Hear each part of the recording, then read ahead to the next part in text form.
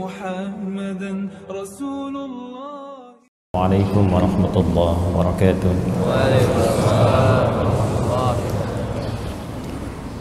Hadirin, bersyukur pada Allah Subhanahu wa taala kita masih diberikan kesempatan untuk beriman sampai dengan subuh kali ini.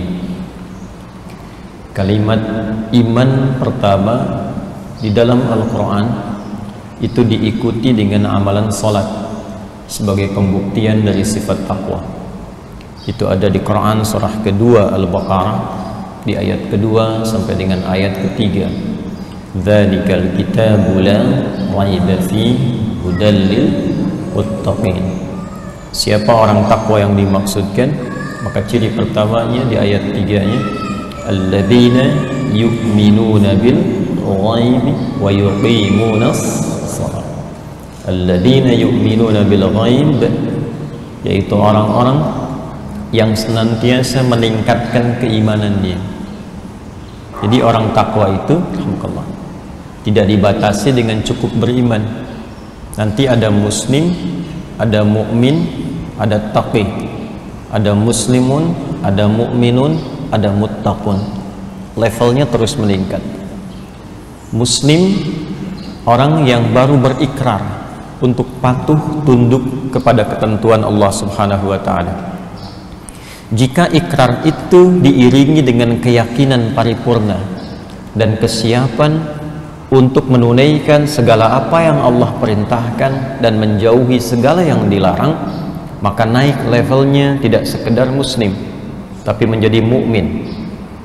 Karena itu orang-orang yang mengatakan saya Islam, saya tunduk, saya patuh, saya muslim, tapi tidak diikuti dengan keyakinan pada jiwanya untuk mengamalkan apa yang ia ikrarkan dengan lisannya dalam kalimat asyhadu an la ilaha illallah wa asyhadu anna muhammadar rasulullah itu, maka disifati oleh Al-Quran sebagai muslim, namun imannya baru sampai lisan, belum sampai kepada qalbunya.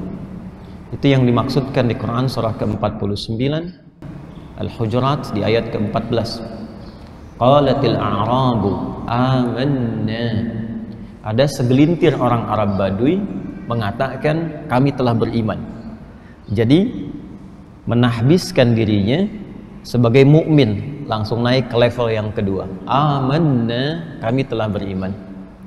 Turun jawaban langsung dari Allah Subhanahu wa taala. Qul lam tu'minu. Katakan Muhammad sallallahu alaihi wasallam, kalian belum naik ke level mukmin. Walakin qulu aslamna. Tapi katakan baru di level yang pertama, baru muslim. Walamma yadkhulul imanu fi qulubikum. Sementara iman yang diucapkan di lisan itu belum sampai ke dalam hatinya, belum sampai ke dalam jiwanya. Jadi baru mengalir di lisan, baru berucap asyhadu an la ilaha illallah wa asyhadu anna muhammadan rasulullah. Itu kalau kalimat sampai ke dalam hati, maka nanti berubah dari sekedar muslim menjadi mukmin. Bila sampai ke dalam hati, maka nanti dalam hati akan dipancarkan kepada seluruh bagian tubuh kita sebagai pertanda keimanan kita kepada Allah Subhanahu wa taala. Nah, pancaran ini nanti akan dieksekusi oleh seluruh bagian tubuh kita yang menandakan kita betul-betul beriman. Karena itu nanti tiga bagian ini disebut dengan iqrarum bil lisan wa tasdiqum bil qalbi wal amalu bil jawarih. Diungkapkan dengan lisan, dibenarkan sampai ke dalam hati, dibuktikan lewat perangkat tubuh kita. Pembuktian lewat perangkat tubuh itu, itulah yang disebut dengan ibadah namanya. Pembuktian pertamanya itu datang lewat salat. Dan salat ini adalah pembuktian iman pertama yang diamalkan, ditampakkan, bahkan menjadi risalah pertama seluruh nabi dan rasul yang pernah bertugas di muka bumi. Jadi semua nabi, rasul, muslim beriman kepada Allah, mukmin, yakin dengan itu semua, dan pembuktian pertama keimanannya itu dengan salat.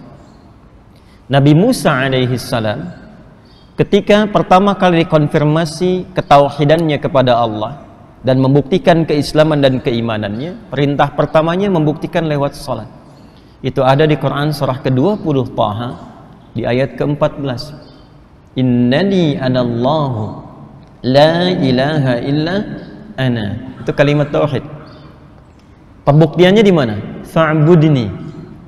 Kata Allah, innani anallahu, sungguh saya tegaskan saya itu Allah.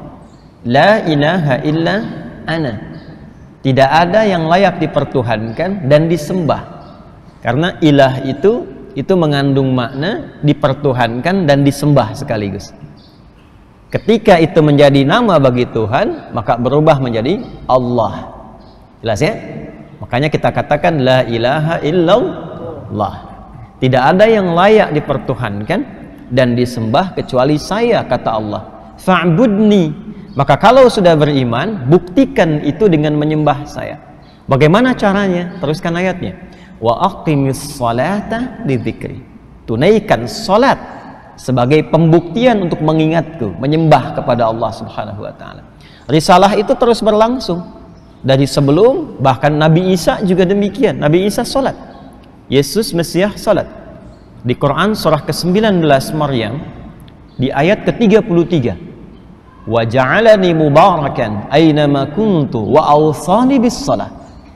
Allah memberkahi aku di setiap keadaan, di setiap tempat dan waktu, dan mewasiatkan, memberikan pesan kepadaku untuk sholat. Jadi Nabi Isa sholat untuk membuktikan keimanannya, kehambaannya terhadap Allah Subhanahu wa taala. Jadi sholat itu sekaligus selain sebagai pembuktian iman, juga pembuktian sebagai hamba, dan tidak naik status di atas hamba, tetap hamba. Karena itu Rasulullah SAW ketika akan menerima perintah sholat, status kehambaannya disebutkan dengan jelas. Itu di surah ke-17 Al-Isra di ayat yang pertama itu. Subhanalladzi asra bi'abdihi. Bukan birasulihi, bukan binabihi, tapi bi'abdihi, untuk menegaskan bahwa risalah salat itu sebagai hadiah terbesar nanti dari proses Isra Mi'raj itu adalah pembuktian dari penghambaan seorang hamba kepada Allah Subhanahu wa taala. Jadi kita bersyukur dalam kehidupan ini bila masih mampu menunaikan salat. Alhamdulillah. Artinya komitmen keyakinan kita, keberimanan kita kepada Allah Subhanahu wa taala kita telah wujudkan, dan perwujudan pertama kali itu melalui salat. Sekaligus ibadah salat yang ditunaikan itu semakin sering ditunaikan, itu mengonfirmasi peningkatan-peningkatan iman. Rumus dalam Al-Quran pertama kali, kalau imannya ingin terus ditingkatkan, maka salatnya diperbanyak. Salatnya diperbanyak. Karena itu nanti di Al-Baqarah ayat 3 itu kalimat imannya menggunakan fi'il mudhari dan bentuknya jama'. Alladzina yu'minuna. Alladzina disebutkan 1080 kali dalam Al-Quran. Itu menunjuk makna umum yang luas. Jadi bisa mencakup laki-laki, perempuan, tua, muda, besar, kecil, dan melampaui sekat-sekat sosial. Jadi siapapun. Jadi tawaran untuk beriman itu untuk semua hamba. Itu buktinya rahman Allah. Semua diberi kesempatan untuk beriman. Hanya persoalannya tawaran itu mau diambil atau tidak, itu problemnya. Jadi Allah memberi kesempatan pada setiap hamba itu untuk beriman. Kalau di sini diberikan misalnya snack, ya, misal saja, lalu setelah kajian diberikan snack, semua mendapatkan bagiannya, tapi ada yang tidak mau ngambil. Begitu tidak diambil, sampai depan dia lapar. Saking laparnya kemudian pingsan. Pertanyaannya, yang salah panitianya atau jamaahnya? Jemaahnya, karena panitia sudah menawarkan, yang bersangkutan tidak mengambil. Jadi kalau ada yang tidak beriman, jangan salahkan Allahnya, karena konsep dasarnya semua diberikan kesempatan yang sama, cuma manusianya yang tidak mau ngambil. Fir'aun kan sefir'aun-fir'aunnya, ngaku Tuhan, hobi bunuh orang, perbuatannya zalim, masih dikirimkan 2 orang nabi kan, Musa dan Harun, dan diperintahkan berdakwah dengan lembut. Itu sefir'aun-fir'aunnya. Karena itu konsep pemberian hidayah itu terbuka untuk semua, tinggal kita mau ngambil atau tidak. Itu yang dimaksud di Quran surah ke-29 Al-Ankabut itu, di ayat yang terakhir itu. Walladzina jahadu fina lanahdiyannahum subulana. Orang-orang yang serius mengambil hidayah yang telah kami tebarkan itu. Jadi pancaran hidayah itu seperti sinyal yang ditebarkan. Tinggal kita mau mengambilnya atau tidak. Jadi kalau antum ingin cepat dapat hidayah itu, coba cepat cari tempat-tempat yang sinyalnya kuat mendapatkan itu. Anda kan kalau telepon sinyalnya lemah langsung keluar cari sinyal kan? Jalan sambil tunjuk-tunjuk padahal yang telepon nggak ada di situ gitu. Ini sinyalnya nggak ada nih gitu kan? Tapi Anda cari-cari supaya sinyalnya penuh lagi. Itu Allah tebarkan sinyalnya ada di majlis ilmu, di majlis, di masjid, di ta'lim, ya kan? Itulah sinyalnya. Kalau kita mau mendekat ke situ, maka lanahdiyannahum subulana. Kami akan tunjukkan kata Allah dan dibimbing untuk mendapatkan jalan-jalan kemuliaan menuju Allah Subhanahu wa taala. Dan alhamdulillah, salat berjamaah itu di antara jalan-jalan untuk mendapatkan hidayah Allah. Dan itu sangat mahal. Biasanya di antara sekian surah-surah yang dibacakan oleh imam itu bukan sekedar permohonan yang ditujukan kepada Allah, tapi umumnya mewakili pesan-pesan penting yang menjadi kebutuhan seluruh jamaah yang menunaikan salat. Kadang-kadang unik Pak Ibu. Kita itu para imam kadang menyiapkan surat tertentu untuk dibaca, tapi ketika salat itu bisa berubah. Bisa demikian itu. Ya, tadi dibacakan Quran surah ke-25 Al-Furqan tadi. Tadi itu dari ayat 68 sampai ayat 75. Surah ke-25 ayat 68 sampai dengan 75. Saya singkat saja pesan kuat yang penting di ayat tadi itu. Utamanya di ayat 70 dan 75-nya. Utamanya. Ya, di ayat 70 dan 75-nya. Jadi ini tawaran langsung dari Allah Subhanahu wa taala, tidak ada di antara kita yang sempurna. Idealnya semua menjadi ibadur rahman, hamba-hamba Allah yang penyayang. Sikapnya yang lembut, yang baik, yang toleran dalam konteks kebaikan. Tapi kadang ada yang terperosok dalam keburukan. Lisan salah tutur, telinga salah dengar, mata salah tatap, bahkan ada yang melakukan dosa-dosa yang besar. Tapi selalu diberi kesempatan oleh Allah untuk kembali. Maka di ayat 70-nya, illa man taba wa amana wa amila amalan salihah. Maka orang-orang yang mungkin pernah merasa salah itu bisa kembali menjadi soleh, kata Allah. Kalau dia mau kembali, taubat. Taubat itu kembali kepada jalan-jalan kebaikan. Jadi bahasa Quran itu indah sekali. Tidak ada memang yang sempurna di antara manusia yang bukan Nabi dan Rasul itu. Ya, tapi kemuliaan manusia itu, hamba yang salah itu terletak kepada keinginan kuatnya untuk selalu berusaha menjadi soleh. Jadi yang dituntut dari kita itu usahanya. Karena itu saya sering berkata, Allah itu sangat mencintai seorang pelaku maksiat yang gemar bertobat dibandingkan dengan orang soleh yang tidak pernah merasa salah. Ya. Jadi kalau kita mau kembali, itu disukai oleh Allah. Taubat dan tinggalkan perbuatan-perbuatan buruk itu. Lalu kuatkan imannya, isi dengan amal soleh. Apa ciri orang yang telah berhasil menjadi soleh itu? Maka diteruskan ayatnya, ya, faulaika yubaddilullahu anhum sayyi'atihim hasanat. Ini ciri yang penting Pak Ibu. Orang kalau sudah taubat itu, kata Allah, ciri diterima taubatnya, maka berganti perbuatan salah yang sebelumnya dilakukan dengan perbuatan soleh yang konsisten dikerjakan. Jadi kalau kita bertaubat dari dosa mata, misal melihat yang salah nih, seringkali terdorong untuk melihat gambar yang tidak baik, lalu taubat. Maka ciri diterima taubatnya itu, yang salah ini berganti menjadi soleh. Tidak ingin lagi melihat gambar yang tidak baik, tontonan yang tidak bagus. Dari situ beralih kepada yang baik-baik. Maka kalau ini konsisten dikerjakan, Allahu Akbar, ayat 75-nya. Ulaika yujzaunal ghurfata bima sabaru. Maka orang-orang ini menggunakan bentuk jamak nih Pak. Ya, kalau jama' itu pekerjaannya tidak sendirian. Jadi kalau di keluarga ini orang tua ngajak anak-anaknya, suami dengan istri kompak. Jadi di rumah tontonan-tontonannya diganti menjadi yang lebih baik.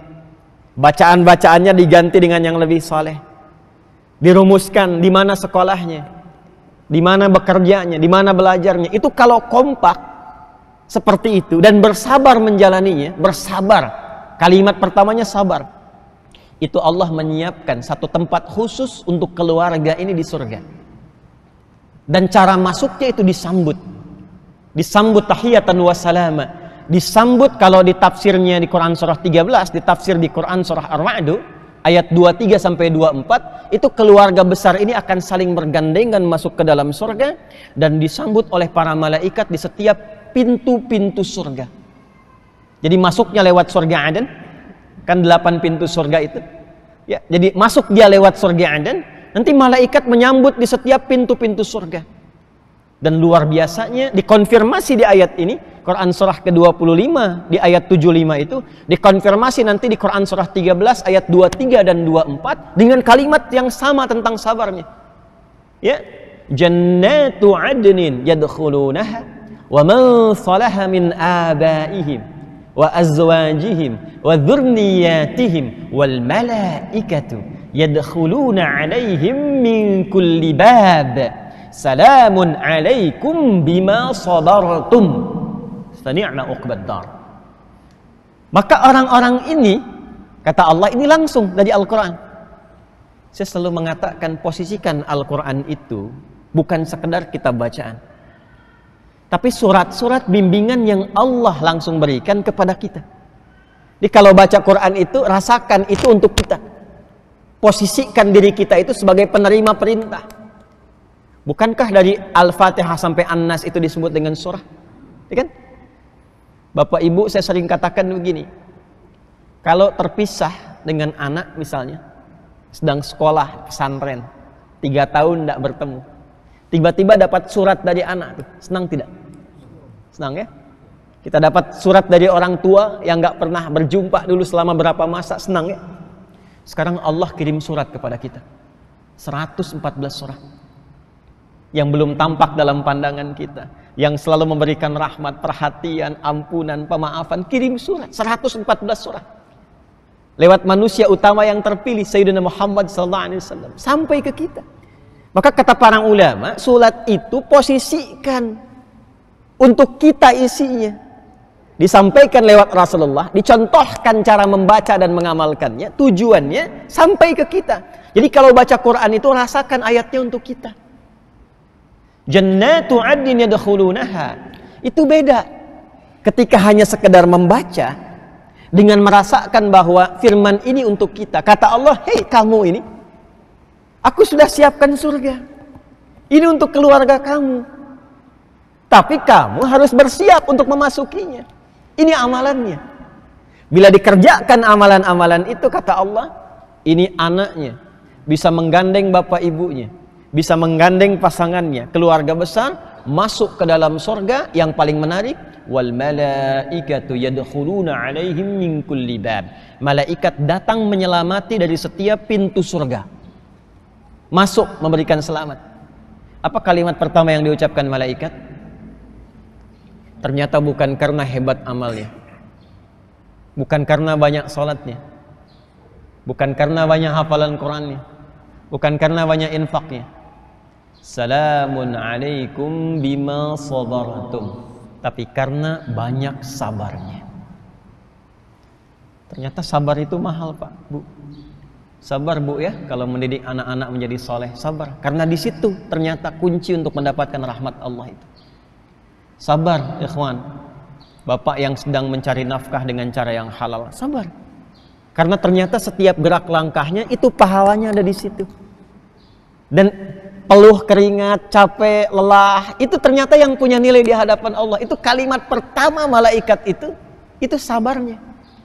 Bukan karena selamat mendapatkan penghasilannya, bukan karena selamat karena anaknya diwisuda hafal Qurannya, bukan. Yang indah itu sabarnya.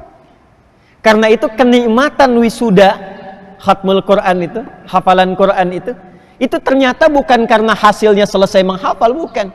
Karena tahapan-tahapan yang dilalui dengan kesabaran itu telah tuntas dilewati. Makanya kenapa banyak penghafal Quran ketika di wisuda itu banyak terharu dan menangis itu, karena merasakan perjuangan saat mulai menghafalnya. Itu poinnya. Nah, ini yang kita dapatkan di subuh ini. Saya kira kalau kita berusaha untuk membaca Quran pelan-pelan dengan terjemahan, ya setiap harilah diusahakan walaupun cuma 1 ayat. Nanti ketika kita sholat dan mendengar imam membacakan ayat apapun, itu rasanya akan berbeda.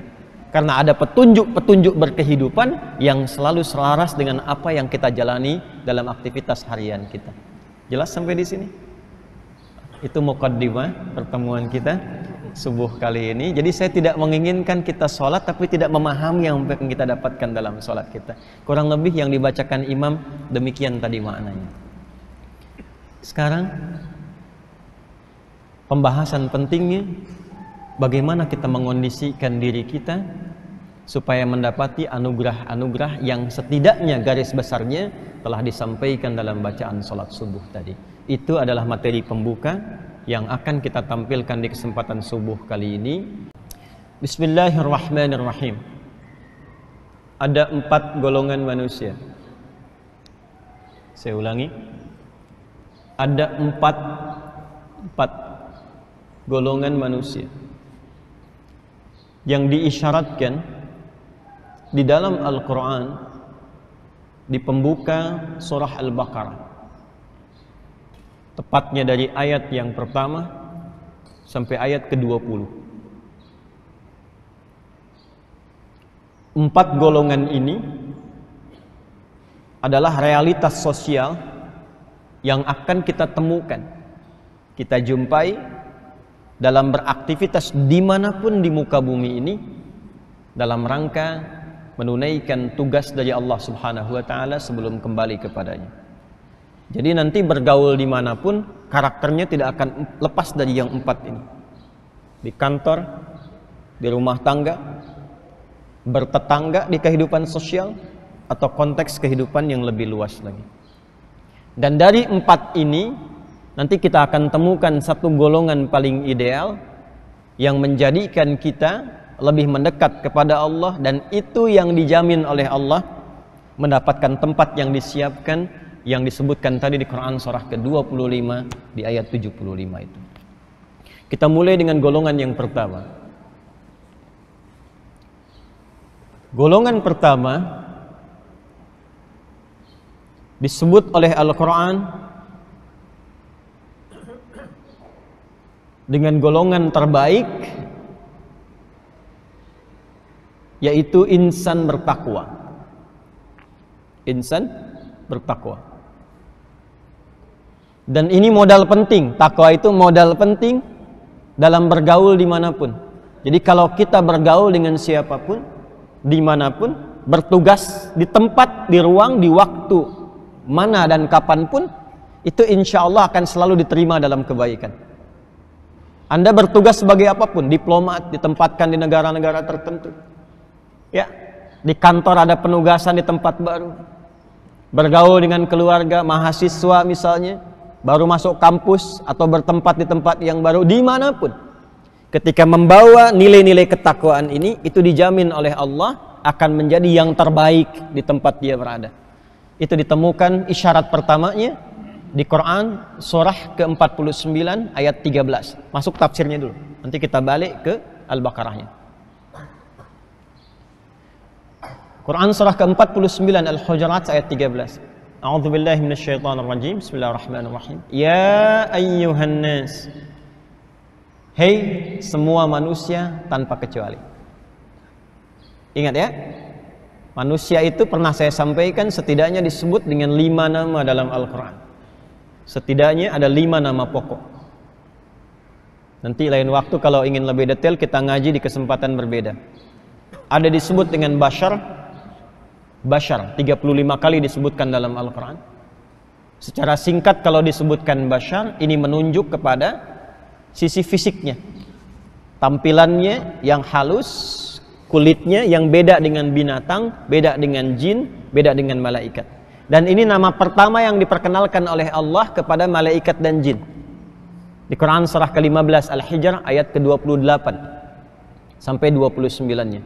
Wa idh qala rabbuka lil malaikati inni khaliqum basyara min salsalim min hama'im masnun. Ya, jadi bashar itu nama pertama yang diperkenalkan untuk membedakan bahwa materi penciptaan manusia ini beda dengan jin dan malaikat. Karena itu di ayat 27-nya jin disebutkan dulu. Wal janna khalaqnahu min qablu min naris samum. Jadi malaikat diciptakan dari cahaya, jin diciptakan dari api yang menyambar-nyambar naris samum. Manusia diciptakan bahannya beda. Ya. Min salsalim min hama'im masnun, dari bahan yang terbuat dari materi berbeda dari jin dan malaikat. Dan nanti tampilan pokok ini disebut dengan bashar dan punya bawaan nafsu. Karena itu kalau kita keluarkan ayat-ayat bashar itu sekaligus mengkaji ayat-ayat tentang bagaimana mengendalikan nafsu. Jelas ya? Ini secara singkatnya demikian. Ada ins. Ins ini sering dipasangkan dengan jin. 18 kali disebutkan dalam Al-Quran pasangan ini.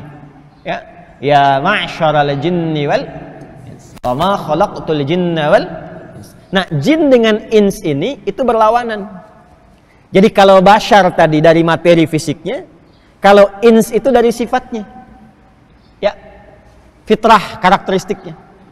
Jin punya 3 arti, lawannya ins punya 3 arti dari sifat karakternya. Jin tersembunyi, ins itu tampak, kelihatan. Karena itu jin disebut dengan jin karena fitrahnya tersembunyi. Materinya dari api yang menyambar, sifat karakternya tersembunyi. Jadi jin itu pada asalnya itu tidak boleh melakukan penampakan karena fitrahnya tersembunyi. Jadi kalau ada jin melakukan penampakan, itu jin sedang mengalami persoalan. Sedang punya masalah, sedang bergeser dari fitrahnya. Apalagi manusia yang cari-cari penampakan jin. Nah, jadi jin itu harus sembunyi, Pak. Ya, Bu. Jadi jangan takut sama jin. Ya, jangan takut sama jin itu. Karena jin itu sifatnya tersembunyi, nggak nampak. Nggak nampak. Lawannya manusia ins, tampak. Sebaliknya kalau jin itu tersembunyi, nampak bermasalah, manusia itu mesti tampak. Jadi kalau ada manusia punya karakter suka sembunyi-sembunyi, itu sama dengan bukan, sama dengan sedang punya persoalan. Ya, suami ibu pulang ke rumah sembunyi-sembunyi misalnya. Ya, harusnya lewat depan, lewat jendela belakang. Nah, itu sedang punya masalah itu. Ya. Nah, buka handphone sembunyi-sembunyi, nggak mau ketahuan tuh. Ya, nah, itu juga sedang punya persoalan. Ibu cari dompet suami sembunyi-sembunyi. Nah, itu ada masalah itu. Itu karakternya demikian. Jelas ya? Allahumma shayyiban nafi'an. Ins itu lembut, halus, lembut, baik. Lawannya jin, kasar. Karena itu jin itu punya karakteristiknya yang kasar. Ya, makanya sekalipun dia misalnya melakukan penampakan atau merasuki orang-orang tertentu, tidak akan merubah orang kerasukan jin menjadi lembut, tidak. Pasti kasar. Pernah lihat orang kesurupan jadi lembut? Tidak ada ya. Nah, manusia itu sebaliknya halus, lembut. Jadi yang makhluk halus itu kita sebetulnya, bukan jin. Ya, terlahir sebagai makhluk yang lembut, halus. Nah, ini nanti bahasanya di akhlak, di adab. Kenapa manusia tiba-tiba ada yang kasar? Itu keluar dari fitrah itu. Jadi kalau lisannya tiba-tiba jadi kasar, tangannya jadi kasar, kakinya jadi kasar, mencela orang sembarangan, kita itu saking lembutnya muncul ayat-ayat itu dalam Al-Quran yang melarang kita berperilaku kasar. Gak boleh saling mencela. Kan ada di Quran surah Al-Hujurat ayat 11 itu. Ya ayyuhalladzina amanu la yaskhar qaumin qaum la yaghtab ba'dukum ba'd. Jangan bikin hoax, jangan berbuat kasar karena itu menyalahi fitrah. Apa penyebab itu semua? Babnya akhlak. Nanti ngajinya bab terpisah. Ini kan cuman sekilas saja. Ya. Yang ketiga nanti cenderung membentuk sifat harmoni. Ya. Sifat harmoni, kompak, bekerja sama, baik. Karena itu nanti jamak dari kata ins itu menjadi nas. Disebutkan 241 kali dalam Al-Quran. Aktivitasnya disebut dengan insan, 65 kali disebutkan dalam Al-Quran. Dari bangun tidur sampai tidur lagi. Cari semua kata insan dalam Al-Quran, turunkan menjadi kurikulum. Itu aktivitas kita. Jamaknya disebut dengan nas, dengan sifat sosialnya. Apa hubungan dengan golongan pertama tadi? Nah, ini yang mau kita tuntaskan. Jadi kalau sudah membentuk jamak, insan aktivitasnya, nas sifatnya, ya, ins itu sifatnya, insan aktivitasnya, bashar bawaan nafsunya, Bani Adam keturunan genealoginya sampai dengan ke Adam. Sifat sosialnya, dimanapun insan ini beraktivitas, baik itu di rumah berkeluarga, di kantor, di kehidupan sosial, maka berubah menjadi nas namanya. Maka di Al-Hujurat ayat 13, panggilannya bukan ins, bukan bashar, bukan insan, bukan Bani Adam, tapi ya ayyuhan nas. Kalau sudah nas, itu artinya mencakup makna ins, mencakup makna insan. Sekaligus terkandung sifat bashar di dalamnya dan terbawa genealoginya sampai Nabi Adam alaihissalam. Jadi sampai dengan nasab kita ke Nabi Adam alaihissalam berkehidupan, itu punya sifat sosial yang nggak mungkin hidup sendiri. Makanya Adam dan Hawa itu saat turun ke bumi dan ditakdirkan oleh Allah kemudian membawa misi, itu pertama kali disebutkan di Quran itu sifat kekeluargaannya dulu yang melahirkan keturunan. Itu yang dimaksud An-Nisa ayat pertama itu. Ya ayyuhan nasu taqu rabbakumul ladzi khalaqakum min nafsin wahidah wa khalaqa minha zawjaha wa batha minhuma rijalan katsiran wa nisaa. Jadi dari Adam dan Hawa kata Allah akan melahirkan generasi keturunan, nggak bisa hidup sendiri. Di sifat kita ini nggak bisa sendirian, Pak, Ibu. Jadi kalau kita itu sadar kita bukan makhluk individu, nggak akan angkuh dalam berkehidupan karena kita butuh orang lain. Harus disadari itu. Ya, dan Allah pun menciptakan Adam tidak sendirian. Adam itu diciptakannya dengan lawan jenisnya, Adam dan Hawa. Tolong ingat kata-kata ini ya, Adam dan Hawa, bukan Adam dan Hendra. Adam dan Hawa. Lahir keturunan dari situ. Nah, keturunan ini disebutkan, diisyaratkan di Quran akan berganti generasi dan mungkin menempat di tempat-tempat yang berbeda. Jadi nggak sama semua. Teruskan ayatnya ke Quran surah 49 ayat 13. Ya ayyuhan nasu inna khalaqnakum min dzakarin wa untha wa ja'alnakum syu'uban wa qabail. Kami jadikan anak keturunan Adam itu akan berganti generasi sampai kehidupan dunia berakhir dan tempatnya akan berbeda-beda, tidak sama semua. Ini yang datang ke ta'lim ini pun kan nggak semua dari Bekasi kan? Ya, yang paling jauh dari mana? Oh, ada yang paling jauh di sini dari mana? Bandung, jauh sekali itu. Ada yang dari Bandung. Sumatera ada? Ya? Tuh, ini mungkin asalnya nggak akan sama semua. Ada yang dari Sumatera, ada yang dari Kalimantan, dari macam-macam bermukim di sini. Bahkan sukunya bisa tidak sama. Wa qabail. Menariknya apa? Teruskan ayatnya. Lita'arafu. Desain kehidupan ini supaya bekerja sama, membangun harmoni, kompak, menyukseskan misi kita di bumi. Nah, cara membangun misi ini supaya sukses belum selesai ayatnya. Inna akramakum indallahi atqakum. Ini poinnya yang ingin saya dapatkan. Setiap orang yang beraktivitas di bumi, kata Allah, berinteraksi dengan siapapun, maka yang paling mulia, yang paling hebat, yang paling ideal di antara mereka adalah orang yang paling mampu memaksimalkan takwanya. Jadi kalau Bapak Ibu ingin bergaul dimanapun, ingin sukses, ingin baik, maka yang pertama, tingkatkan dulu kualitas diri kita itu menjadi bagian golongan pertama ini. Menjadi bagian dari golongan orang takwa.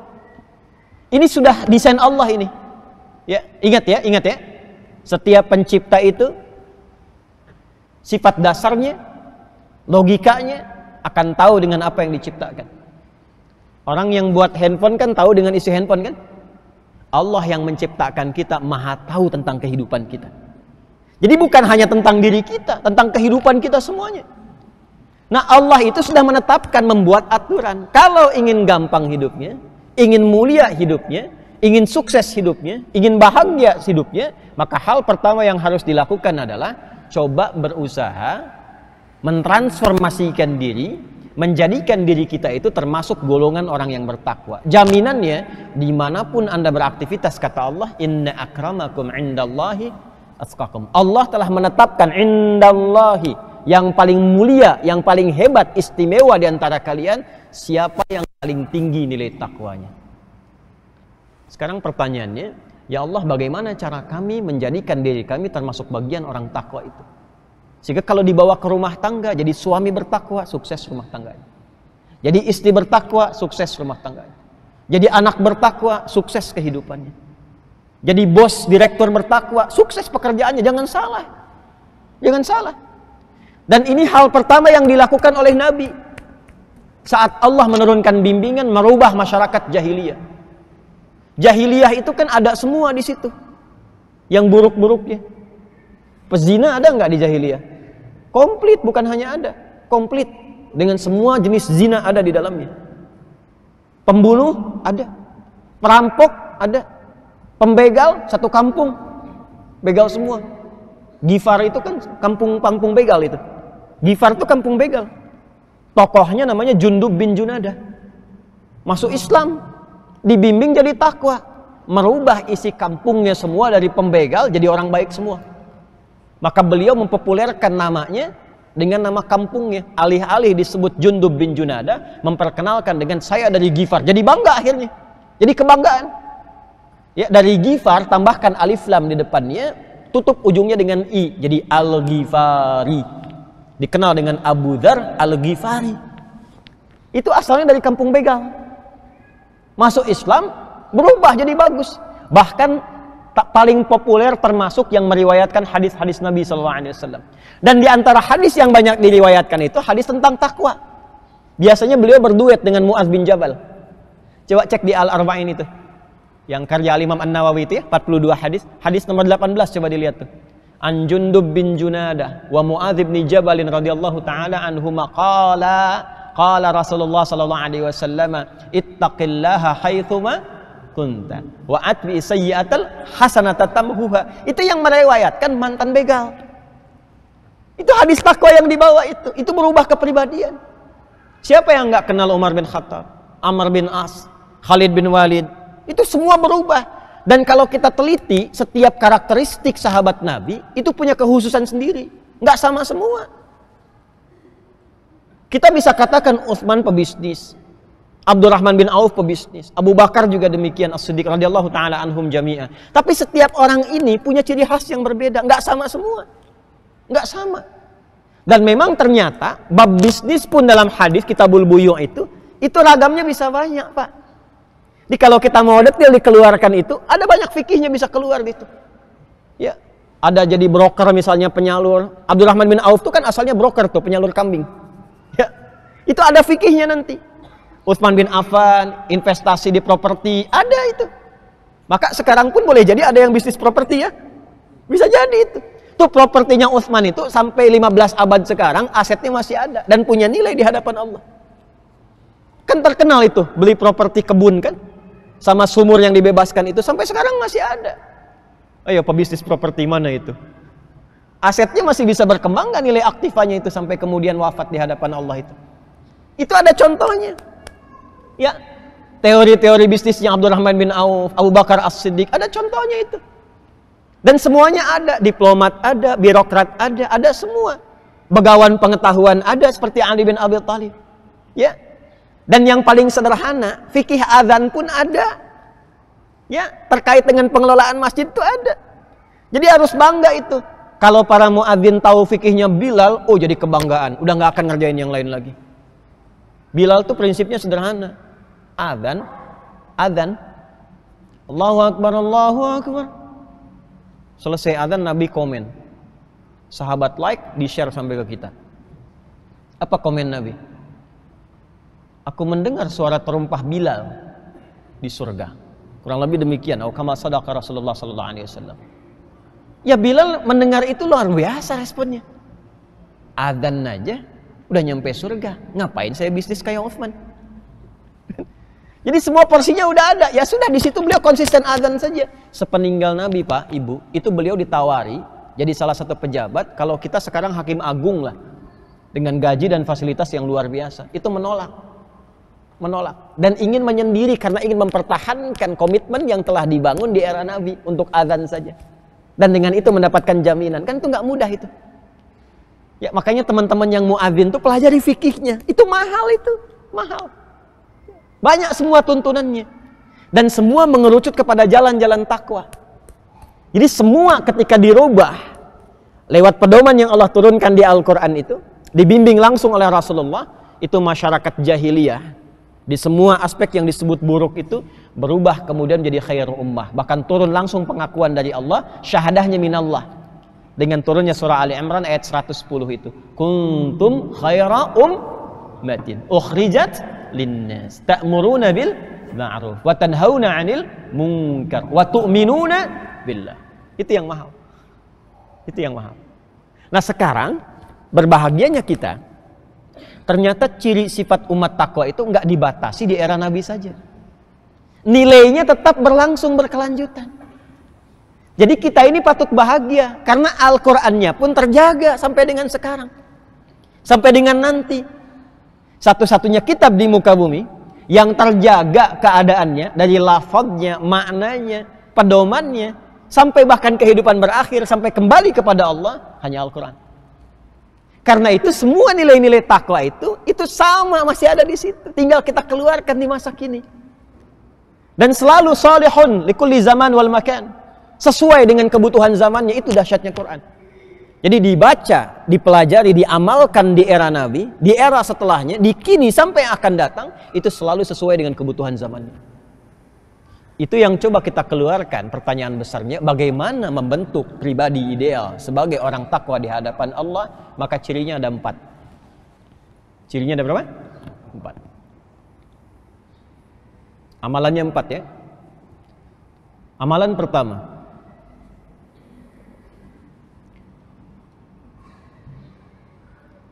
salat. Kita tulis dulu aja ya. Salat. 2, infak. Jadi pertama amalan ritual, salat. Kedua amalan sosial, infak. Nanti kita pelajari apa itu infak. Ya. Jadi jangan terbayang langsung uang saja, tidak. Ya. Kita nanti pelajari. 3, interaksi dengan Al-Quran. Al-Quran. Hati-hati ya, Al-Quran. Salat, infak, Quran. 3, memiliki visi akhirat. Memiliki visi akhirat. Wabil akhirati hum yuqinun. Sudah? 4 ini ya. Dan keempat ini harus punya pondasi. Kalau pondasinya nggak kuat, bangunannya bisa runtuh. Pondasi utamanya pondasi iman. Jadi kalau kita gabungkan 4 tambah 1 berapa? 5 ya. Pondasinya pondasi iman. Orang yang mampu mengoptimalkan 5 pokok ini, maka langsung dijamin oleh Allah di ayat yang kelima. Ulaika ala hudam mir rabbihim wa ulaika humul muhtadun. Orang-orang ini itu akan langsung dibimbing, dinaungi oleh bimbingan Allah di setiap keadaan dia beraktivitas. Pakai ala ya, bukan fauqa. Ini Pak, ini saya bawa kitab nih. Ini dulu di antara ulama fikih yang sangat terkenal nih, Profesor Dr. Wahbah Az-Zuhaili. Ini orang Arab menyebutnya As-Suyutil Mu'asir, Imam Suyuti kontemporer, telah meninggal. Ya, ini Masya Allah, saya mengambil juga pelajaran manfaat dari beliau dari sisi fikihnya waktu beliau ke Tripoli. Ini ada tafsir yang beliau tuliskan, Tafsirul Munir. Ini contoh saja. Ini Pak, ini kitab, buku, ini meja. Fokus ya. Bukunya ada di mana? Di atas meja ya. Nah, ini saya simpan begini. Bukunya ada di mana? Di atas meja. Oh, di bawah di sini. Ya. Ini di atas meja, ini di atas meja. Nah, di bahasa Arab itu punya detil. Ada detilnya. Kalau begini, ini di atas juga nih. Ini fauqa namanya. Al-kitab fauqal maktab. Jelas. Kalau begini nempel, ini ala namanya. Ala al-kitab, ala al-maktab. Jelas? Sama-sama di atas, tapi yang ini nempel, yang ini ada jarak. Paham? Ulaika ala hudam mir rabbihim. Ada orang-orang yang nempel terus dengan petunjuk Allah. Jadi dimanapun dia berada, dibimbing langsung oleh Allah, bimbing terus. Di rumah tangga dibimbing Allah, ya. Di pekerjaan dibimbing Allah, ya. Di kehidupan sosial dibimbing oleh Allah. Anda dekat dengan pimpinan, dibimbing oleh pimpinan, aksesnya mudah kan? Ya kan? Di kantor ada pimpinan, dibimbing, diarahkan. Semua akses itu bisa didapatkan dan mudah aktivitasnya. Ini ada hamba dibimbing Allah, apa yang sulit bagi Allah? Karena itu kehidupan orang ini itu selalu lekat dengan kebahagiaan. Tenang aja, tenang, sukses terus. Orang-orang yang menggenggam kebahagiaan, ketenangan itu bahasa Arabnya disebut dengan muflihun. Dari kata aflaha, aflaha itu menggenggam falah. Falah itu bahagia dan sukses. Kalau bahagia saja belum tentu sukses, itu fariha namanya. Fa, ra dengan ha. Fariha yafrahu. Ya. Orangnya farah. Sifatnya disebut farhan. Jadi kalau ada yang namanya farhan, farah, ya. Atau farah misalnya perempuan, farhan laki-laki, itu artinya orang yang selalu diharapkan bahagia dalam hidupnya, walaupun belum tentu sukses. Kalau sukses saja belum tentu bahagia, itu turunan katanya dari kata fauz. Faza yafuzu fauzan. Fauzan, fauzi, faizah, fauzia. Itu satu akar tuh. Satu akar. Artinya yang diharapkan sukses dalam kehidupannya, walaupun belum tentu bahagia. Ada yang bahagia ada, ya, tapi kata asalnya demikian. Coba Anda pilih, ya. Sukses tapi tidak bahagia, atau bahagia tapi tidak sukses? Huh? Kaya tapi bahagia. Nah, kalau digabungkan keduanya, itu namanya falah. Falahun, fa, lam, alif, ha. Falahun. Kalau digenggam itu, digenggam, maka menjadi aflah. Aflah. Orangnya muflih, aflaha yuflihu. Orangnya muflih, jamaknya muflihun. Maka orang-orang yang lekat dengan petunjuk Allah, dibimbing langsung oleh Allah, maka dia akan cenderung bahagia dan sukses. Orang Allah yang punya akses kok. Yang punya pengetahuan siapa? Allah. Makanya adinda-adinda mahasiswa ini, para pelajar, kalau mendekat kepada Allah dikasih akses tambahan pengetahuan. Dan itu komitmennya takwa. Itu ada di Quran surah kedua Al-Baqarah di akhir ayat 282. Wattaqullaha wa yu'allimukumullah. Tingkatkan takwamu kepada Allah, ditambahkan pengetahuan. Ya. Itu kan yang disebutkan contoh prakteknya lewat Khidir alaihissalam itu. Ya kan? Milladunna ilma. Kami berikan dari sisi kami ini tambahan pengetahuan. Itu yang kita istilahkan dengan ilmu laduni itu. Jadi laduni itu bukan tidak belajar, belajar tapi mendapatkan akselerasi percepatan pengetahuan. Jelas? Ya itu Allah yang punya segalanya. Wa ulaika humul muflihun. Ulaika ala hudam mir rabbihim wa ulaika humul. Yang punya rezeki siapa? Yang punya solusi siapa? Terus kenapa kita tidak dekati Allah? Nah, jadi yang memaksimalkan 5 utama ini, maka yang terjadi adalah terdapat percepatan-percepatan menuju kebahagiaan dan kesuksesan. Pokok yang pertama iman. Iman. Karena itu falah. Kalau digenggam menjadi aflah. Kapan bisa mendapatkan aflah ini? Ketika iman mulai tertanam dalam jiwanya. Karena itulah ketika Allah menurunkan surah Al-Mu'minun, orang-orang beriman, itu pembukanya langsung dengan kata aflah dan menggunakan kata qad sebagai penjamin. Quran surah ke-23 ayat yang pertama. Qad aflahal. Dapat ya? Qad itu ada 3 maknanya. Dalam bahasa Arab itu ada 3. Bisa taukid, penguat. Bisa tahqiq, penjamin. Bisa takrib, sesuatu yang mendekatkan. Jadi kalau ada qad, misalnya qad, itu satu bisa berarti penguat. Artinya informasi yang disampaikan, ditegaskan supaya kita nggak ragu sedikit pun. Yang kedua, at-tadmin, penjamin. Jadi langsung dijamin informasi yang disampaikan mendapat jaminan langsung dari yang menyampaikannya. Yang ketiga, takrib. Informasi yang disampaikan akan cepat diraih. Kalau mau sholat setelah azan ada apa? Qomat kan? Ya qomah ya? Coba, dalam iqamah itu ada qadnya tidak? Ada ya? Qad qamatis shalah, qad qamatis shalah. Apa artinya qad di situ? Takrib. Salat sudah dekat, mau kita tunaikan. Allahu akbar, Allahu akbar. Asyhadu an la ilaha illallah, asyhadu anna Muhammadar Rasulullah. Hayya 'alas shalah, hayya 'alal falah. Qad qamatis shalah. Salat sudah dekat, siap ditunaikan. Salat sudah dekat, cepat siap-siap. Itu qad di situ. Nah, di Quran surah 23 ayat 1 itu 3 makna ini menyatu semua.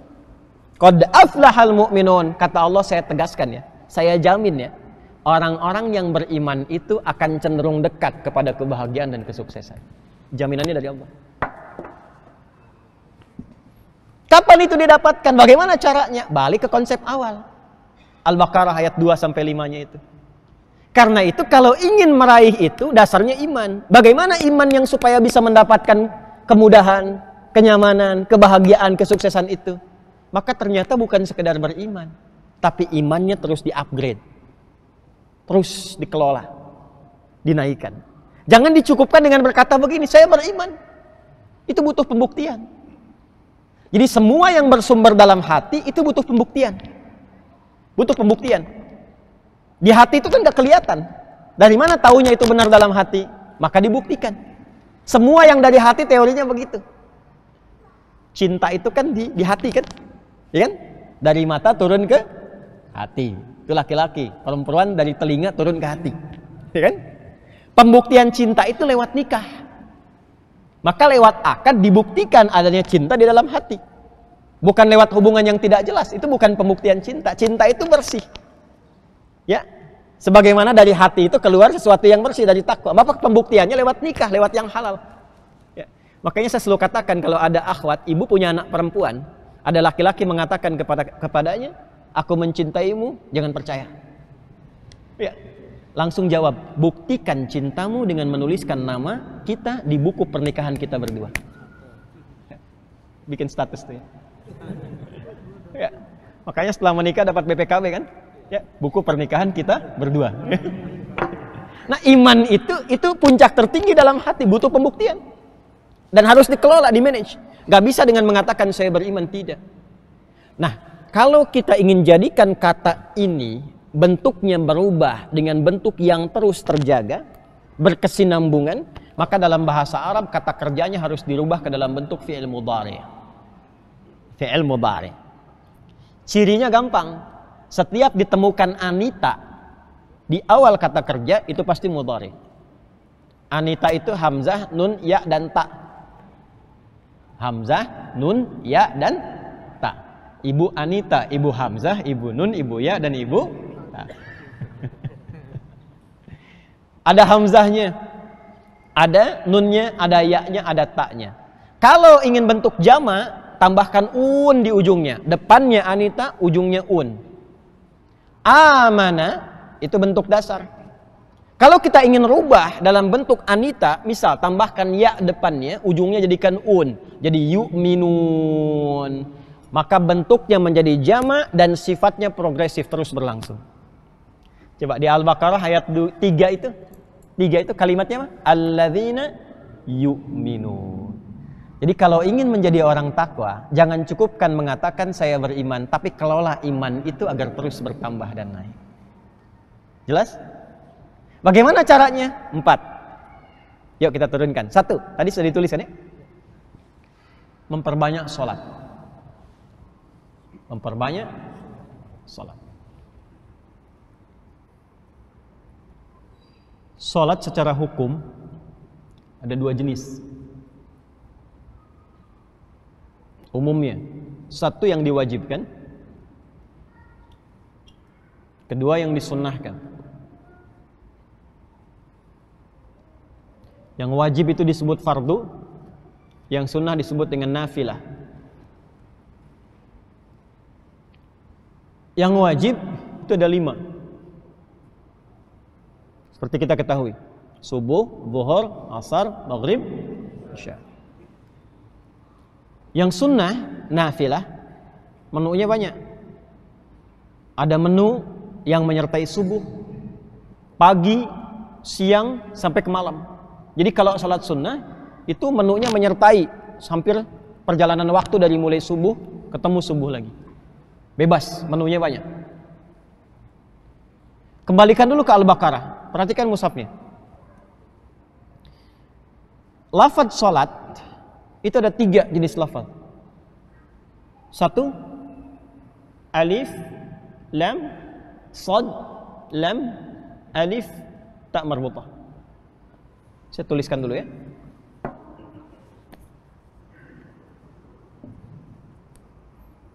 Saya tuliskan supaya mudah untuk diketahui.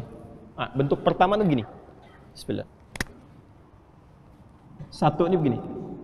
Alif, lam, sad, lam, alif, tak marbutah. Gini. Yang kedua begini.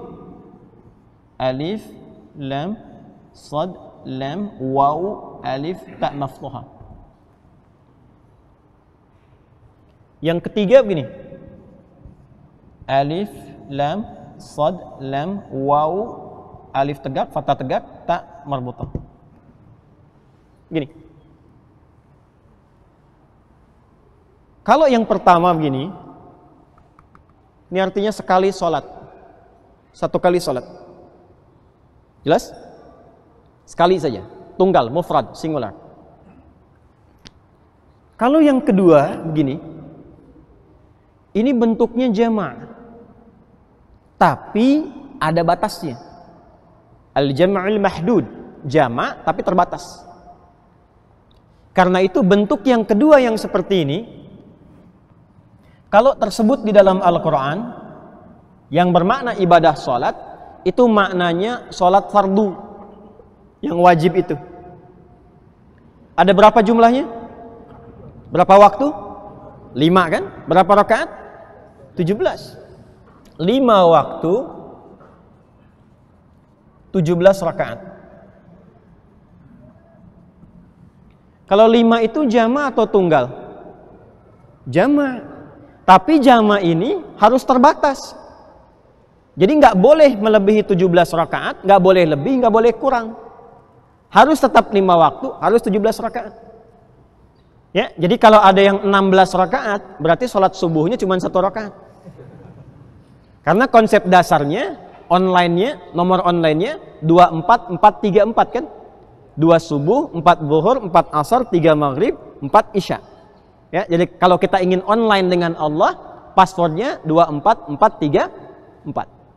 Waktunya sudah diatur. Karena itu ketika Allah menyebutkan supaya kita menjaga waktu sholat ini, yang fardu ini, yang pokok ini, itu kalimatnya menggunakan ini. Ya, bentuk yang kedua. Dicek di Al-Baqarah ayat 238. Quran surah 2 ayat 238. Paling kanan sebelah pojok di atas. Hafidhu 'alas salawati was salatil wusta wa qumu lillahi qanitin. Saling menjaga di antara kalian. Bentuknya pakai hafadha yuhafidhu. Pakai ilmu sarafnya. Bukan hafidha yahfadhu, tapi hafadha yuhafidhu. Kalau hafadha itu maknanya saling.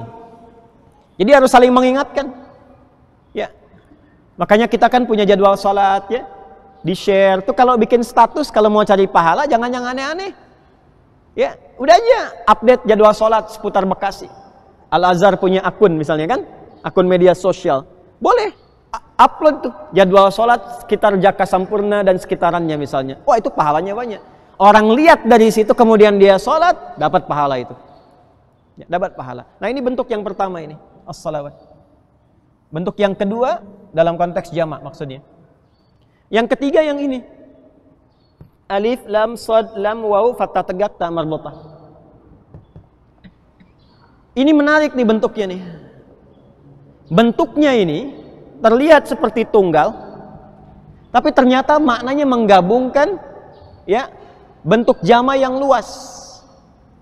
Jadi kalau ada bentuk yang ketiga ini, itu maknanya jama dan melampaui jumlah bilangan yang kedua. Ya, maknanya jama melampaui jumlah bilangan yang kedua. Artinya tidak ada batas di dalamnya.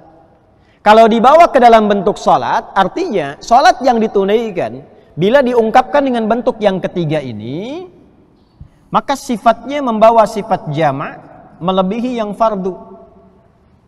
Jadi kalau ada sholat fardu, yang 5 pokok itu, yang 17 rakaat. Kalau di luar yang fardu, namanya apa tadi? Sunnah, nafilah. Maka kalau ada bentuk seperti ini, tidak cukup pada yang fardunya, tapi plus dengan nafilahnya, yang sunnahnya. Wajib plus sunnah.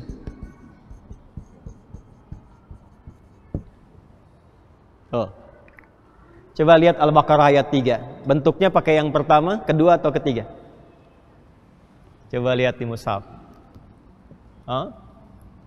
Harus yang ketiga. Gak mungkin yang pertama, apalagi yang kedua. Coba lihat. Alladzina yu'minuna bil ghaib wa yuqimunas shalah. Coba lihat. Salat di situ bentuknya yang ketiga kan? Alif, lam, shad, lam, waw, fathah tegak, ta marbutah. Jadi kalau ingin menjadi takwa, takwa itu kan golongan spesial. Ya kan? Kalau hanya mengerjakan yang fardu, yang nggak spesial pun sama semua. Martabak itu disebut spesial kalau ada tambahan di bahan-bahannya kan? Kalau cuma martabaknya nggak spesial. Kalau telurnya naik jadi 3, 4, 5 telur, 10 telur, plus daging, itu baru spesial. Ya? Nah ini orang takwa itu orang spesial. Bukan sekedar muslim, bukan sekedar mukmin, tapi orang yang terus mengupgrade keimanannya. Karena di-upgrade, dinaikkan dari standar. Jadi yang 5 waktu itu standar. Semua yang sudah muslim, sholatnya mesti 5 waktu. Ya nggak ada, saya kan baru mu'alaf Ustadz, jadi 1 waktu saja, tidak. Sama aja baru masuk Islam dengan setelah berislam, terus berislam, itu tetap 5 waktu yang fardu. Tapi kalau ingin naikkan standar itu menjadi takwa, maka tambah dengan yang sunnahnya. Tambah dengan nafilahnya. Nah, tinggal kewajiban kita itu menurunkan menu-menunya. Apa saja menu yang nafilah itu supaya meningkat kualitas menjadi takwa. Makanya ketika Allah menambahkan menu di dalam Al-Quran untuk tambahan sholat itu, yang nafilah-nafilah itu, maka keistimewaannya diikutkan. Contoh, di antara ayat yang menyandingkan waktu sholat fardu dengan yang sholat nafilah, plus dengan jenisnya, buka Quran surah 17 Al-Isra. Surah 17. Al-Isra itu kan yang mendapatkan peristiwa Isra ya, dan Mi'raj sehingga mendapatkan ibadah salat. Ayat 78. Ayat 78 sampai 80 lah. 78 sampai 80. Kita berhenti sebentar lagi ya insyaallah. Ada ayatnya? Ayat 78 untuk yang 5 waktu. Aqimis salata lidulukis syamsi ila ghasaqil laili wa qur'anal fajr. Inna qur'anal fajri kana mashhuda. Itu yang 5 waktu. Tunaikanlah olehmu salat itu dari mulai tergelincir matahari masuk waktu siang zuhur ila ghasaqil laili sampai ke malam zuhur. Maksudnya di cover nih 4 waktu zuhur, asar, maghrib, isya. Nanti di tempat lain disebutkan isyarat-isyaratnya, di hadis didetilkan. Kemudian wa qur'anal fajr, subuh. Makanya subuh itu disebut juga dengan fajar. Ada 2 nama, fajar dan subuh. Nanti di edisi yang lain kita bisa perdalam itu. Ada hikmahnya. Jadi ini yang 5 waktu. Zuhur, asar, maghrib, isya, subuh. Kenapa subuh diakhirkan di ayat ini? Untuk menunjuk kekhususan yang hanya ada di sholat subuh. Ya. Kalau Bapak Ibu ngumumkan kejuaraan, harapannya dulu atau juara 1 dulu? Harapan dulu kan? Harapan 2, harapan 1, juara 3, juara 2, juara 1. Ini semua waktu sholat penting. Semua waktu sholat penting, tapi ada sesuatu di waktu subuh yang nggak ditemukan di waktu-waktu yang lainnya. Ya, diantaranya apa? Subuh itu diantara waktu yang dipersaksikan oleh Allah. Allah mempersaksikan semua kita. Ya. Tapi yang spesial juga diantaranya adalah dan seluruh malaikat ikut menyertai, ikut mendoakan dan seterusnya. Itu subuh. Makanya banyak ulama mengejar bahkan sebelum subuh. Jadi ada tipikal Pak, insan beriman di Quran, ciri orang takwa, itu yang dijamin nanti di surganya di taman surga. Jadi kalau bahasa Qurannya itu kita turunkan, maknanya ada orang ahli surga yang berkehidupan di bumi. Ya, ada calon penghuni surga yang beraktivitas di bumi. Apa diantaranya? Dia mengejar keutamaan subuh, bahkan bangun sebelum subuh untuk bisa beristighfar sebelum subuh. Itu ada di Quran surah ke-51 ayat 18. Wabil asharihum yastaghfirun. Dan menjelang waktu subuh dia banyak beristighfar. Saking mengejar keutamaan ini. Ini yang 5 waktu. Lalu tambah dengan nafilah. Contohnya apa? Ayat 79-nya. Wa minal laili fatahajjad. Dan kalau kamu ingin tambahkan, kata Allah, naikkan levelnya. Di antara sebagian malam itu, nggak harus semua, sebagian malam tunaikan tahajud. Di tahajud itu termasuk ciri orang takwa. Jadi kalau kita ingin naikkan levelnya dari mukmin menjadi muttaqin, coba naikkan, tambah nafilah. Di antaranya apa? Tahajud. Makanya Nabi ketika mengatakan, saya orang paling takwa di antara kalian, ciri ketakwaannya nampak pada tahajudnya. Itu yang coba ingin diikuti oleh para sahabat itu. Ya, sampai berkonsultasi pada Sayyidah Aisyah. Kan viral ya hadisnya di Al-Bukhari itu. Datang beberapa sahabat kepada Sayyidah Aisyah bertanya, kaifa kanat salatun Nabi sallallahu alaihi wasallam? Bagaimana salat malamnya Nabi sallallahu alaihi wasallam? Jawaban pertama, la tas'al an husnihinna wa tulihinna. Jangan ditanya bagaimana panjang dan bagusnya. Itu kalimat ini ketika didengar penasaran, diikuti di belakangnya. Nabi salat, makmum di belakang. Maka ternyata rakaat pertama itu 100 ayat Al-Baqarah. Rakaat pertama dikira akan ruku, ternyata belum, lanjut. Al-Baqarah 286, satu surah. Begitu selesai dikira ruku, lanjut Ali Imran 200 ayat. Dikira ruku, lanjut An-Nisa 176 ayat. 5 juz 4 halaman. 5 juz 4 halaman, rakaat pertama baru ruku. Rakaat pertamanya. Besoknya nggak ikutan lagi. Besoknya nggak ikutan lagi. Itu semakin tinggi semakin naik, semakin tinggi semakin naik. Karena itu orang-orang yang meningkat takwanya, contoh dia tahajud tadi, dia mau tahajud nih, maka Allah berikan akses yang berbeda dengan orang-orang yang hanya sholat yang standar tadi. Sholat standar pun dapat kita manfaatnya, tapi ketika tambah tahajud, aksesnya lebih luas lagi. Karena itu langsung disebutkan. Jadi ketika menunaikan tahajud dapat tambahan 4 lagi. Teruskan ayatnya. Wa minal laili fatahajjad bihi nafilatal laka asa. 1. Asa ayyab'atsaka rabbuka maqaman mahmuda. 1. 2. Wa qur rabbi adkhilni mudkhala sidqin. 3. Wa akhrijni mukhraja sidqin. 4. Waj'alni min ladunka sultanan nasira. Karirnya dibimbing oleh Allah, ditempatkan di tempat yang terbaik dunia akhiratnya. Yang kedua, dibimbing setiap mengawali aktivitas supaya tidak menempuh dengan cara yang haram. Ta'aruf, mau nikah caranya halal, mau kerja nggak usah nyogok, nggak usah macam-macam, dibimbing dan dijaga kondisi hatinya. Ketika punya masalah diberikan jalan keluar, ketika diganggu dilindungi langsung oleh Allah. Itu tahajud, Pak. Makanya saya agak rewel tuh ya, terutama yang ikhwan, yang laki-laki ya. Kalau bisa sedapat mungkin, walaupun cuma 2 rakaat, witir 1 rakaat, jangan tinggalkan. Sedapat mungkin, walaupun hanya sunnah hukumnya, tapi mahal itu. Maka naikkan levelnya. Boleh sekarang keluarkan. Ya, salat sunnah rawatib 12 rakaat itu keluarkan. Kalau nggak bisa 12, minimal 10. Ya, 2 sebelum subuh, 4 sebelum zuhur. Kalau tak mampu 4, ambil hadis yang Ibnu Umar, yang 2. 2 setelah zuhur, 2 setelah maghrib, 2 setelah Isya. Hadis tentang salat-salat mutlak. Salat di antara 2 adzan, adzan iqamah. Salat duha. Duha itu ada 3 jenis. Salat syuruk, nanti saya berhenti supaya Bapak Ibu juga bisa salat syuruk. Ya, tenang aja, nanti kita bagi waktunya. Syuruk itu awal duha. Syuruk itu awal duha. Jumlah bilangannya 2 rakaat. Apa manfaat yang didapatkan? Itu nilainya seperti haji dan umrah. Tapi bukan berarti sudah haji sudah umrah. Saya habis taklim mau haji dan umrah. Tidak. Beda ya. Tapi keutamaan senilai haji dan umrah. Itu syuruk. Syaratnya ba'da subuh. Tapi tunggu dulu sampai lewat masyrik, karena nggak boleh sholat tepat di atas terbitnya matahari. Tunggu ya. Bayangan 1 toba, jeda, kurang lebih lah 1 jam sampai 1,5 jam setelah subuh. Ya, jadi kalau misalnya dari mulai 4:30 subuhnya, ya kurang lebih jam 6 itu sudah mulai. Ya, nanti sampai ke pertengahan. Nah, tapi syaratnya nanti ada diam dulu, zikir dulu. Man shallal ghadata fil jama'ati, ya kan? Thumma yaqulu yadhkurullaha fa yusalli rak'ataini fi bidayatud duha. Siapa yang menunaikan salat subuh berjamaah, kemudian dia duduk berzikir, tidak langsung pergi beranjak, lalu sampai awal duha tiba, saat bayangan 1 tombak itu, ya. Dia salat kemudian 2 rakaat, fakana ya alaihi kamitsli hajjin wa umratin. Maka itu nilainya seperti haji dan umrah, sempurna disebutkan.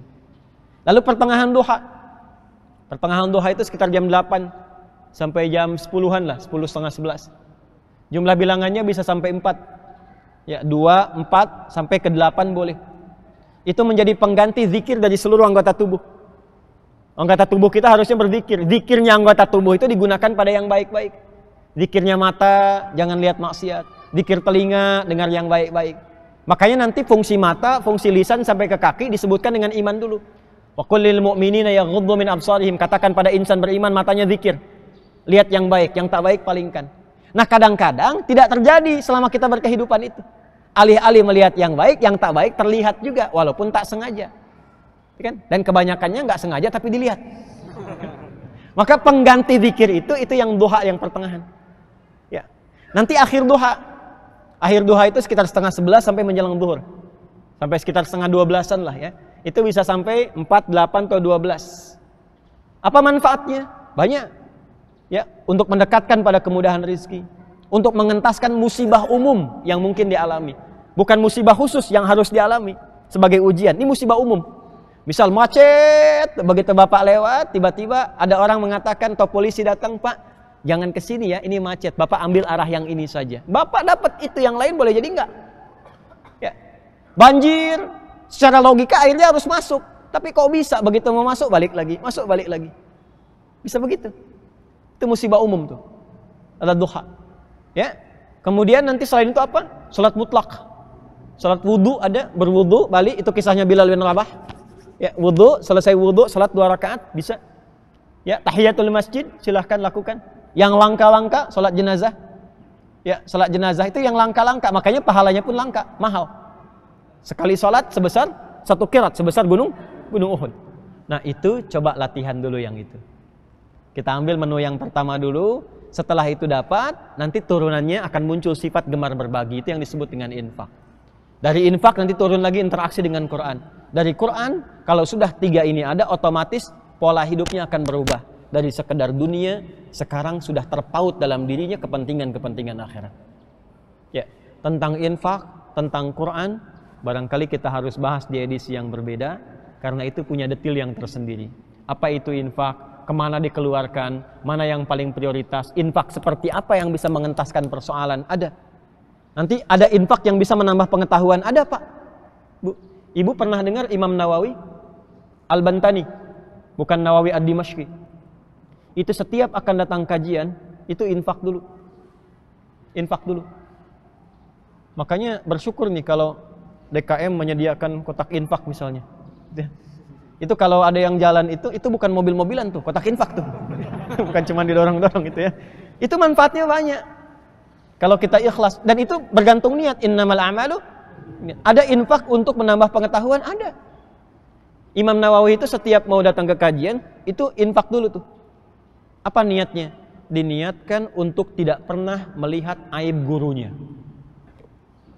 Jadi beliau tuh nggak sibuk dengan aib guru, karena tahu setiap manusia itu pasti punya kelemahan. Jadi yang dicari itu bukan aibnya. Ketika hormat pada guru tinggi dan tidak pernah mencari kesalahan, maka barakah ilmu itu sampai kepada murid. Nah, ini bagaimana ilmunya bisa berkah? Baru disebutkan namanya sudah bilang bid'ah. Itu kan gimana bisa mendapatkan keberkahannya? Itu diantaranya Pak. Ya. Jadi infak itu banyak teorinya. Ya, ada infak misalnya yang terkait dengan pahala, yang mengentaskan kesulitan. Tapi semua teorinya kembali kepada iman. Karena dasarnya itu iman. Kalau iman itu udah gak mikir apa-apa. Jangan karena infak misalnya, maaf, ingin pekerjaan lancar, ingin hutang lunas. Itu menarik akhirat kepada dunia. Nanti begitu gak dapat jadi kecewa. Teorinya bukan begitu. Bukan begitu teorinya. Ya, jadi pautkannya kepada iman. Kalau iman sudah berjalan, ya terserah Allah nanti. Ya, walaupun ada keinginan-keinginan, nanti dicukupkan oleh Allah. Kadang-kadang apa yang kita inginkan beda dengan yang Allah kehendaki. Karena itu ikutkan keinginan kita pada keinginan Allah, maka tuntas semua keinginan kita. Ya, itu ada rumusnya nanti di Quran surah kedua di ayat 216. Detilnya nanti di ayat 186 di ayat yang di surah yang kedua itu. Nah, itu umum tentang infak. Terakhir Quran, dan saya tutup di sini. Quran ada 3 cara. Secara singkatnya banyak membaca. Itu yang disebut dengan qiraah. Jadi tolong biasakan kita semua ya. Jangan berlalu hari tanpa baca Al-Quran. Walaupun hanya 1 ayat. Kalau bisa satu hari 1 juz. 1 juz. Kalau mau gampang bagi Pak. Jangan langsung dibaca 1 juz. Terasanya agak berat. Ya. Bagi ke waktu sholat. Juz pertama ada berapa ayat? Hah? Al-Baqarah kan 141 ya. Al-Fatihah taruhlah sudah hafal kan? Ya, Al-Fatihah kan di dalam kepala ya. Bukan di luar kepala. Kalau di luar belum hafal namanya. Al-Fatihah dalam kepala. Al-Baqarah 141. 141 bagi 5. Sholat fardu kan 5 waktu. Berapa? Cepat. 28 lah ya. 28. Nah, Bapak baca 28 ayat aja. Bagi 2 lagi, Bu. Bagi 2. Sebelum subuh 14, setelah subuh 14. Sebelum zuhur 14, setelah zuhur 14. Demikian sampai ke Isya. Itu kita tanpa menyadari khatam 1 juz. 14 ayat itu berapa menit sih? Insya Allah nggak akan nyampe 10 menit. Ya, investasi aja sebelum subuh 5 menit, setelah subuh 5 menit. Itu kalau kita konsisten begitu, konsisten selesai khatam 1 juz insya Allah. Jelas? Baik ya. Kalau mau dibagi lagi 20 halaman dibagi 5, jadi 4 halaman. 4 halaman dibagi 2, jadi 2 halaman. Itu kalau mau paling gampang per halamannya. Sebelum subuh 2 halaman. Ya, 2 halaman, 2 halaman. 2 halaman itu kan cuma 1 lembar. 1 lembar aja baca bolak-balik. Ya, itu begitu selesai nih Isya, itu sudah 1 juz. Sebulan konsisten begitu, itu khatam setiap bulan 30 juz. Khatam Quran. Ya, itu cara paling gampangnya. Kalau sudah seperti itu naikkan levelnya, menghafal. Atau kalaupun ingin misalnya menghafal dibagi 2, menghafal penuh, menghafal ayat-ayat yang dibutuhkan sesuai kurikulum kehidupan. Bapak pebisnis, hafalkan Pak ayat-ayat bisnis. Hafalkan ayat-ayat bisnis. Pengusaha, hafalkan ayat-ayatnya. Baca saat tahajud. Tahajud tuh baca ayat itu aja. Nanti gali tafsirnya, praktekkan dalam bisnisnya. Lihat apa yang terjadi. Anda yang mahasiswa, keluarkan ayat-ayat ilmu. Ayat-ayat ilmu itu banyak di Quran. Malamnya bacakan dalam tahajud. Amalkan cara belajar seperti itu. Lihat apa yang terjadi. Karena Quran bukan sekedar kitab bacaan, tapi Quran pedoman berkehidupan. Terakhir nanti kalau sudah seperti itu, maka dengan sendirinya akan tertanam keyakinan tentang akhirat. Tinggal mengeluarkan ayat-ayat dan hadis-hadis tentang akhirat. Turunkan jadi kurikulum hidup. Saya tutup, contoh. Siapa yang mau ke surga Firdaus? Boleh angkat tangan. Tuh. Masya Allah. Ya, yang nggak ngangkat pun pengen juga, cuman malu-malu gitu kan. Ya. Baik, biarkan saja kucing yang malu. Manusia kalau berbuat baik jangan malu. Malu-malu kucing. Baik. Caranya begini. Ini singkat saja, saya tutup di sini. Banyak orang yang ingin ke surga Firdaus, tapi tidak menurunkan kurikulum surga Firdaus itu dalam aktivitasnya di bumi. Kenapa nggak dikeluarkan ayat-ayat penghuni surga Firdaus? Lalu bentuk jadi kurikulum di bumi. Ya. Contoh paling cepatnya Quran surah ke-23 Al-Mu'minun ayat 1 sampai 11. Keluarin aja Pak ayatnya. Qad aflahal mu'minun alladzina hum fi salatihim khashi'un walladzina 'anil lagwi mu'ridun walladzina hum lizakati sa'ilun. Jadi penghuni surga Firdaus itu punya kualifikasi, keluarkan aja itu. Lalu konsisten terapkan dalam berkehidupan. Di situ ada ayat tentang harta zakat. Zakat kan gimana bisa zakat kalau nggak ada uangnya? Maka penghuni surga Firdaus pun itu bisa dihuni oleh pengusaha, pebisnis, pedagang, ada. Ya. Saat yang bersamaan dia sholat. Bapak kan kenal Utsman bin Affan, Abdurrahman bin Auf. Kenal kan? Itu kata Imam Nawawi di kitabnya At-Tibyan, itu Utsman bin Affan, Abdurrahman bin Auf, Tamim Ad-Dari, itu sekaya-kayanya masih bisa malamnya sholat tahajud sampai khatam Al-Quran. Malam itu. Ya, itu turunkan ke bumi, tuliskan di rumah, konsisten sekeluarga. Maka kita tinggal nikmati ulaika humul warithun alladzina yarithunal firdausa hum fiha khalidun. Maka itu yang kita harapkan jadi golongan yang pertama. Mudah-mudahan Allah memberikan taufik kepada kita semua. Maka yang pertama, saya cuma titip ya untuk kita semua, sholat ya. Sholat, kerja dimanapun jangan tinggal sholat. Kalau bisa tambahkan dengan sunnahnya, tambahkan nafilahnya, karena kata falah pertama yang disebutkan dari 4 amalan ini melekatnya hanya kepada sholat. Hayya 'alas shalah, hayya 'alal falah. Dan 5 kali diperdengarkan dalam kehidupan kita. 5 keutamaan, 5 kebaikan, sholatnya 5 waktu, diperdengarkannya 5 kali di telinga kita setiap pergantian waktu setiap hari. Jadi kita itu seharusnya umat bahagia, umat yang sukses. Karena 5 kali disebutkan, masa nggak sukses-sukses? 5 kali disebutkan gak bahagia-bahagia, aneh itu. Ya, aneh, harusnya kita dapatkan. Ya, karena itu mudah-mudahan kita bisa istiqamah dalam 5 kebaikan yang disebutkan. Jadi golongan yang pertama, 3 golongan yang lainnya ada sikap-sikap yang berbeda. Insya Allah itu tafsirnya nanti di kajian tafsir di malam Jumat di Masjid Al-Ihsan yang di Pondok Timur Mas itu ya. 3 golongan yang lainnya mesti kita waspada, tapi di balik kewaspadaan juga tetap berinteraksi dalam kemuliaan. Itulah hebatnya Quran. Nanti ada yang non-muslim, ada yang orang Islam tapi perilakunya seperti non-muslim, itu ada. Ngaku muslim tapi nggak sholat, ngaku muslim tapi nggak mau zakat. Yang paling aneh nanti yang ketiga, golongan 3 lainnya, berarti golongan yang keempat, ngaku Islam tapi mengolok-olok agamanya sendiri, ngaku Islam tapi menyerang teman-temannya muslim sendiri. Itu golongan yang keempat, munafik namanya. Jadi yang kedua itu nanti ada kafar. Kafar dibagi 2, kafarul asi yang bermaksiat, orang Islam tapi maksiat seperti orang kafir. Ya, golongan ketiganya yang kafir, yang non muslim. Dan kafir itu pun ada maknanya lagi. Itu bukan panggilan untuk merendahkan, bukan. Itu panggilan terhormat untuk membedakan keyakinan. Diserap ke dalam bahasa Inggris menjadi kafir. Orang Inggris pun nyerap kata kafir. Itu kata kafir pun itu diserap ke bahasa Inggris, kafir. Kafir. Kafir itu kan penutup nih, gini. Di dalam kafir ini ada isinya. Jadi kalau masih terkafir belum bisa buka isinya. Ya. Nah, dari kata kafara jadi kafir. Bahasa Inggris itu banyak. Ya, menyerap dari bahasa Arab seperti sugar.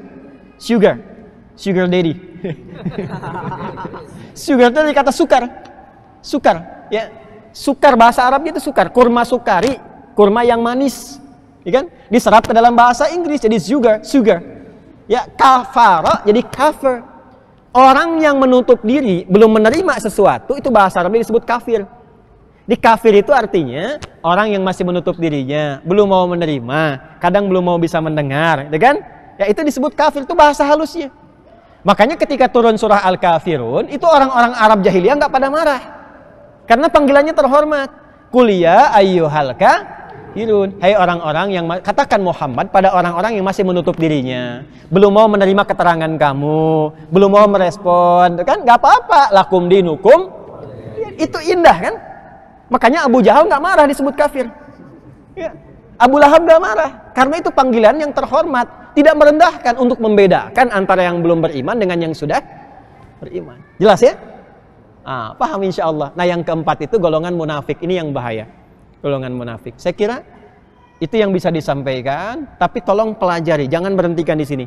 Karena Quran itu sangat detil. Sampai ketemu orang munafik pun ada cara untuk bergaul dengan mereka. Ya, dan hebatnya begini, hebatnya tidak pernah menyertakan dengan celaan dan cacian. Sekalipun bertemu orang munafik. Caranya luar biasa, elegan sekali. Dan kalau Anda baca satu ayat saja, itu kita sampai bisa mengatakan fabi ayyi ala rabbikum tukadziban. Ya. Apa dan bagaimana itu? Nanti di pertemuan berikutnya insyaallah. Ya, An-Nisa ayat 140 nanti dikaji sendiri ya, insyaallah. Saya kira itu yang bisa disampaikan untuk pertemuan kali ini.